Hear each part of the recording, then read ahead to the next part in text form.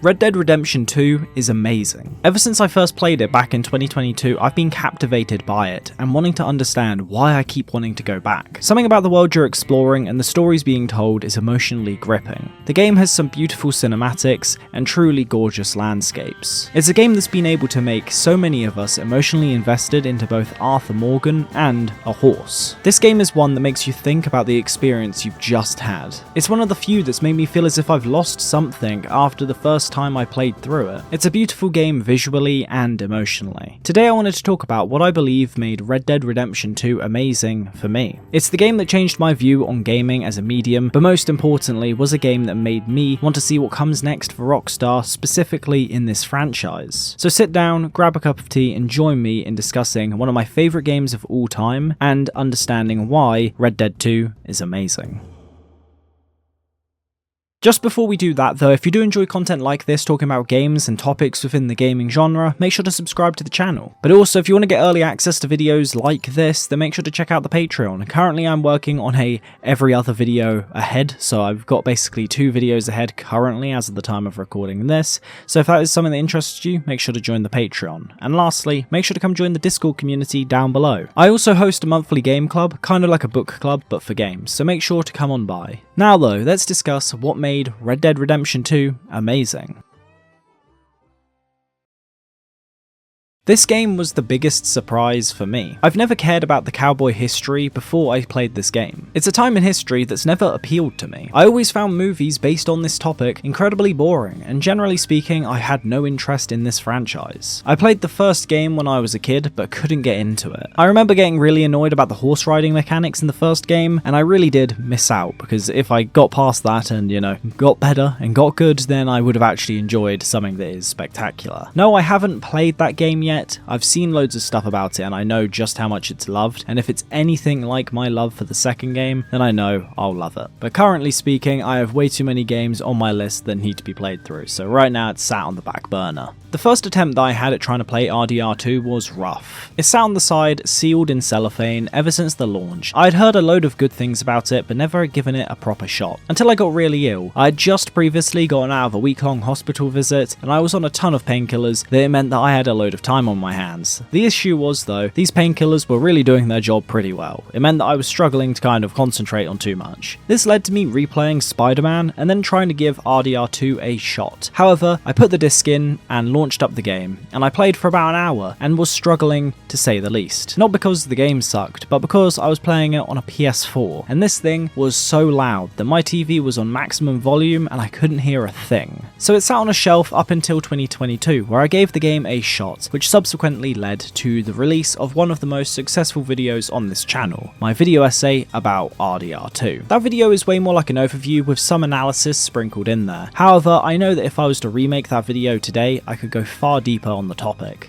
So if you are interested in something like that, let me know, as I could definitely work on that video over time. I won't be diving that deep into this game though today, but I want to focus on a few key details that I didn't discuss enough in that first video. This means that I need to provide you a spoiler warning right now. If you haven't played the game and don't want any spoilers, please click off. I have plenty of other content that you can check out in the meantime, so yeah, please go check that out. And now though, for old time's sake, I'm going to roll the intro for that first video.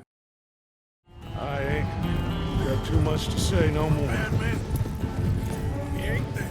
Now all of you, get yourselves warm. Stay strong.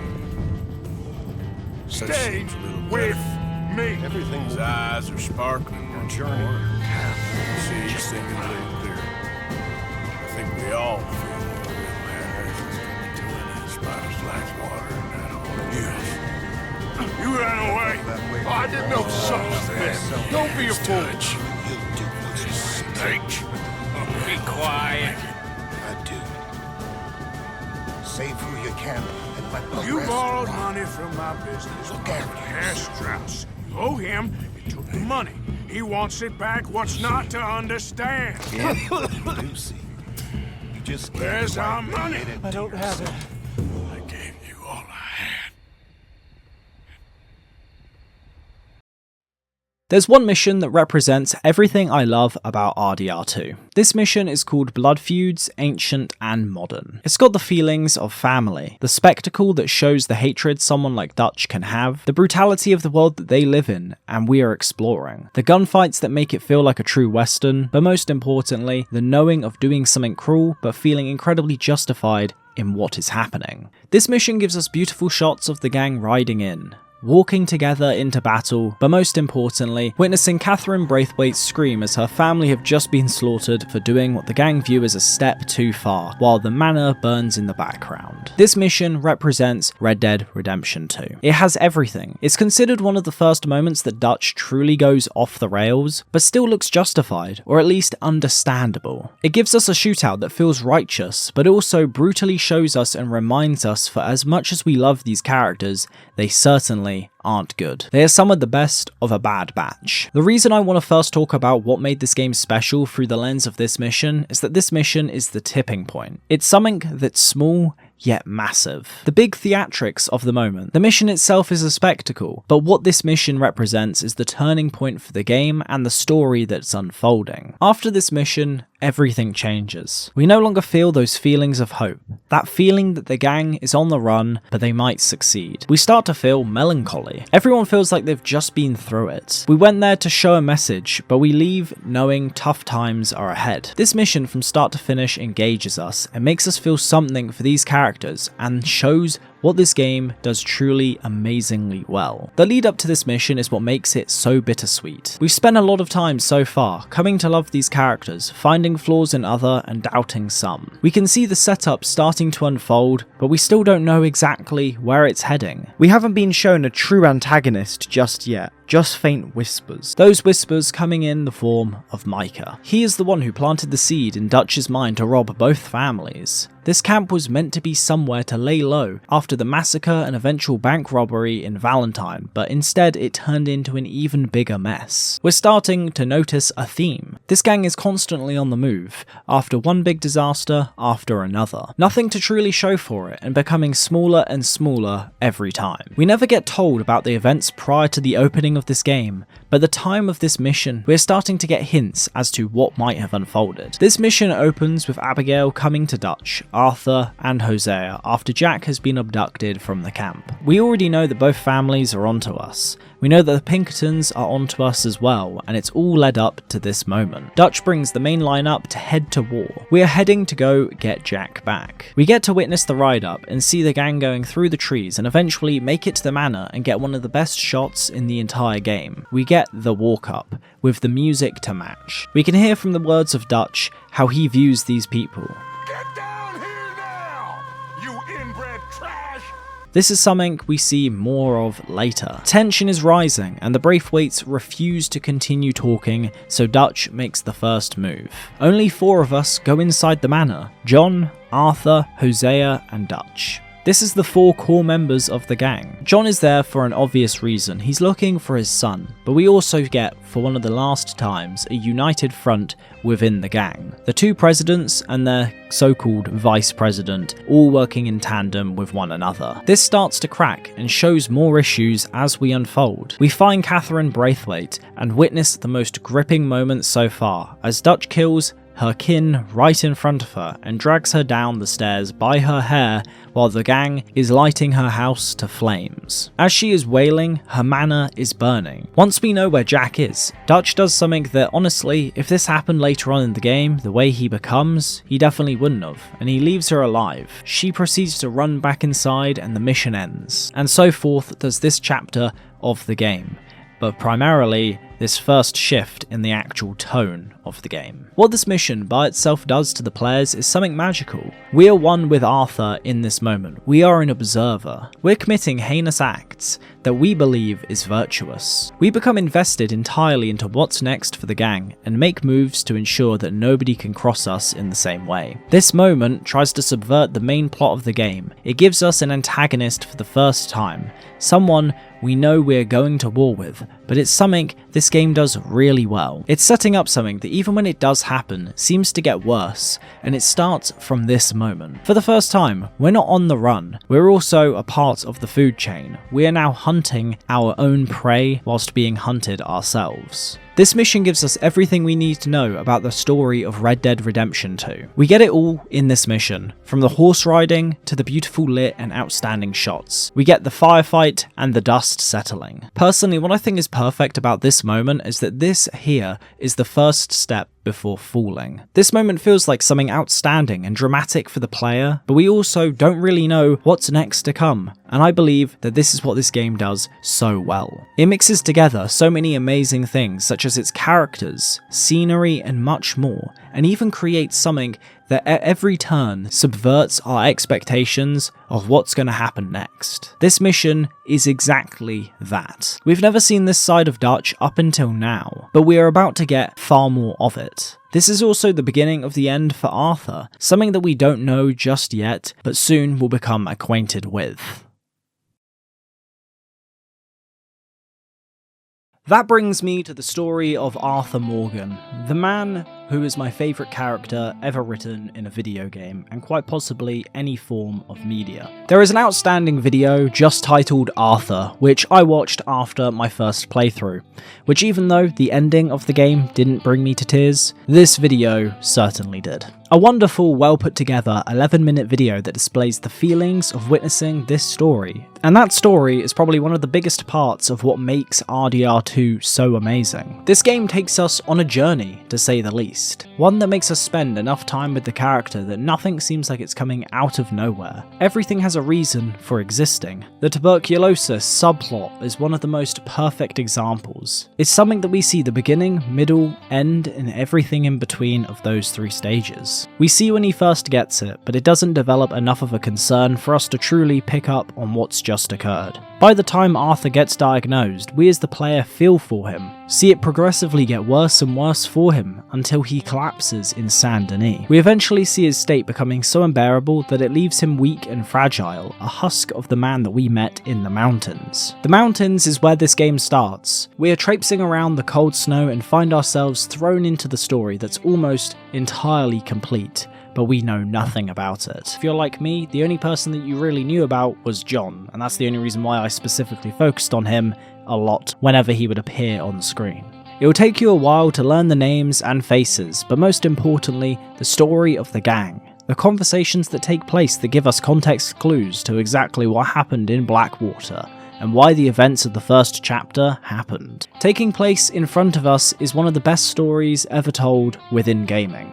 Its complexity on an emotional and social level. It's not a game of bad versus good, hero versus villain, it's far more complex. It shows us a story that captivates, that is more true to life. It shows us a human story. In the first chapter, the one that many call slow and boring, but I call fascinating and calming. It's a chapter that lays the groundworks and makes the second, third, and 10th playthrough even better. We learn about the gang, about the social dynamics, which is really the big part of this game. Social dynamics. It's a game centered around one man. That man is Dutch van der Linde. He is one that is closer to a messiah than a leader for these people. They have faith in Dutch and his mission, or at least they did until a snake comes whispering in his ear. Within the first 2 or even 3 chapters, we see the main focus being on Arthur, Dutch, and Hosea.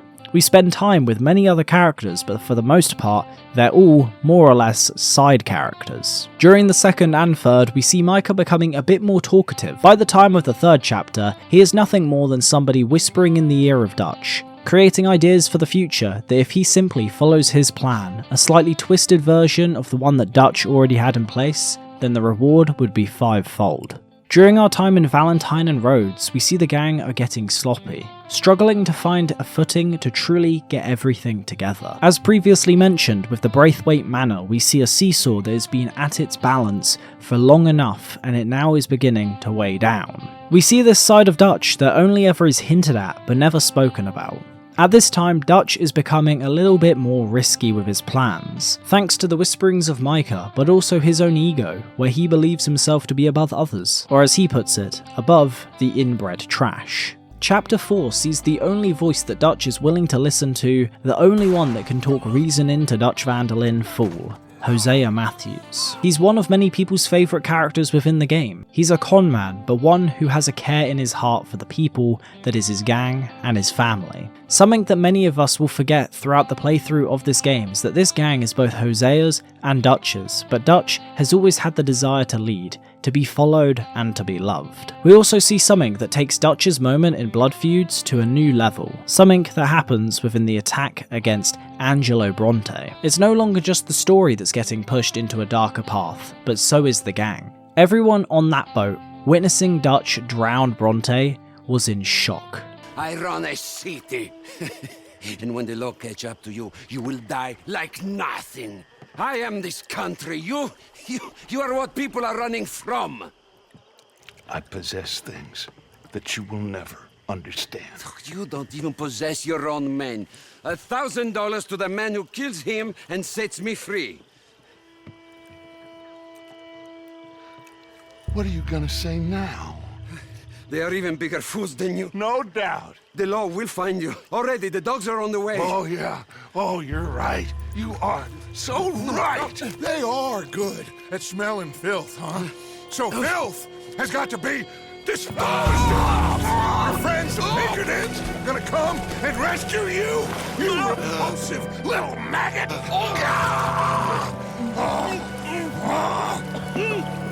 Call them now.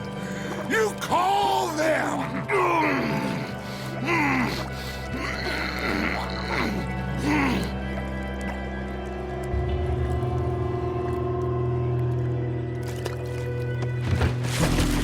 Jesus. Part of your philosophy books cover feeding a fella. Good goddamn alligator, Dutch. The part that covers weakness. This is clearly the furthest that they have ever seen him go, and as the players, we also haven't seen anything quite like this. This is the ego.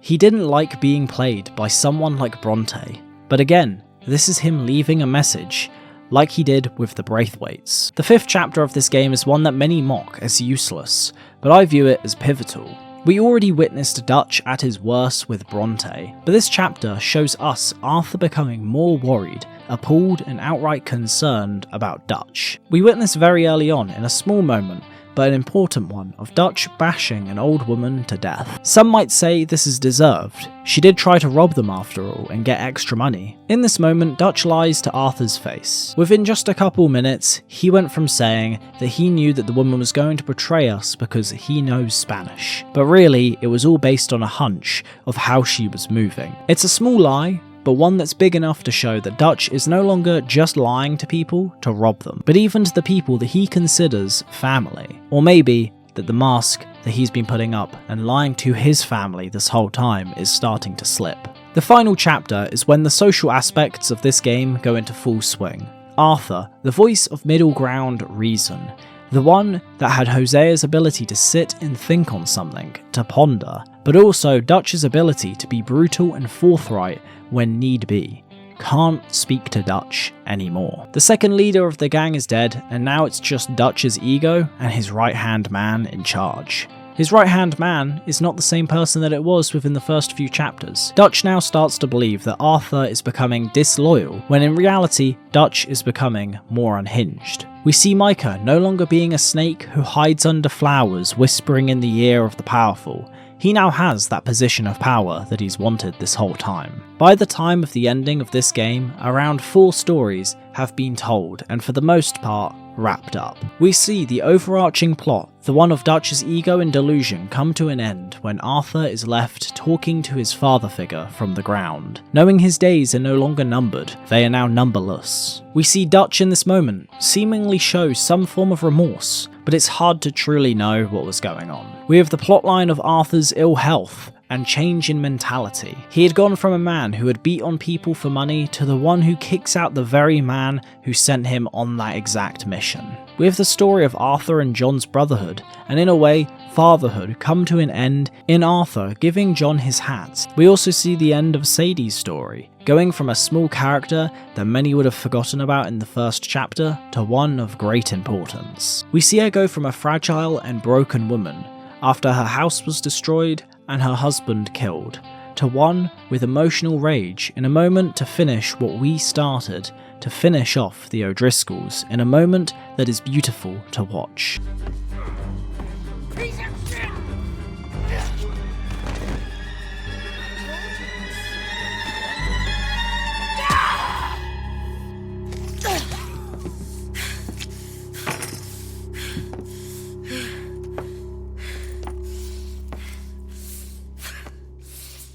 You okay?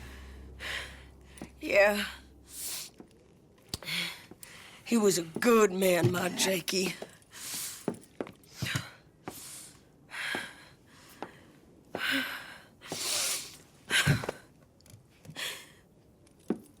We was always sweet on one another. I'm sure. Yeah. I miss him every day, every moment. They turned me into a monster, Arthur. But my memories of him, they still pure. I ain't even got that. Aside from my Jake, you're the best man I've known. I know the company you keep. The competition ain't too fierce.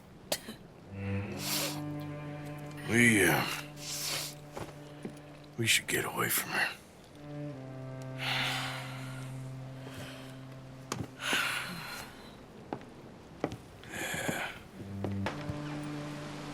The reason that I'm laying all of these out side by side, the emotional and social aspects of this story, is because it is one that makes the story what it is. It makes it one of a human story. It shows us the mask coming off, people doing good after having lived a life of bad, the destruction of what is a criminal gang, but one that felt closer to a family than anything. The most important part of what makes all of this so amazing, however, is the story being told through Arthur Morgan. He is a complex character, one who has his good side, one that you can clearly see early on in the game and even mentioned of before we even start playing as him. We see him having to deal with the hardest moments of his gang, not as the leader or someone with little direction, but one who has skin in the game, not financially or egotistically, but emotionally. If it wasn't for the man himself, Arthur Morgan, played by Roger Clark, who did a fantastic job of giving us this character, then we wouldn't have fallen in love with this outstanding game in the way that we did. What made this story truly amazing is that it was a human story it was telling, all through the lens of Arthur Morgan, one of the best characters in the whole of gaming, and I've had the pleasure of experiencing his story. The world in which this game takes place in is also another pillar that makes this game outstanding. Every part of it, every single chapter feels different. It's something that I find truly amazing. The opening of this game, being up in the mountains, just makes it feel unique. We are riding in the cold, and you can feel it.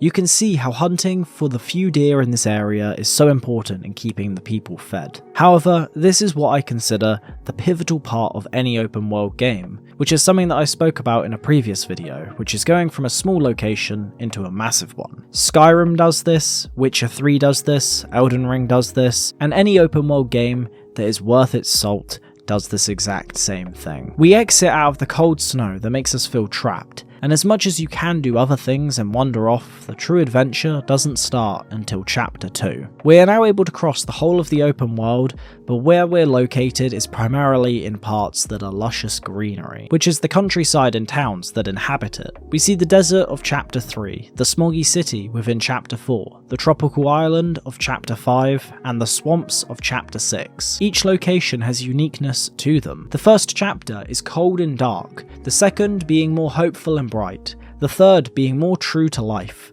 As the colour is not overly distinct, it is more in the middle, and it aligns for me with the fact that this chapter is the breaking point. We see within chapter 4 the smog look over Saint Denis. The opening shot of the city is truly amazing for us to visually tell what the story is wanting to show us, which is the cowboy perspective of the developing world around them. It's far more dingy and feels darker than any previous, which feels more in line with the way in which the story is going, which is in a more gritty and dark tone. In Chapter 5, everything seems lush on the surface but still feels dark. It's able to exemplify this feeling by being in the wild, the true wild, not just the Wild West. The final chapter of this game, though, is darker than any other. We're in the swamps that show the dark greens. A lot of the missions are also set at night, and the overall tone and feeling is far darker than anything that we had experienced before. Everything about the way that this game uses its visual and world design blends well in creating the feeling of uniqueness between locations. However, the world isn't just the locations that we see as primary. It's the way that cities, towns, and small locations all interact with us, as well as how we interact with the NPCs that inhabit it. Everything about this game's world is made to feel alive, make you feel as if you are there within the late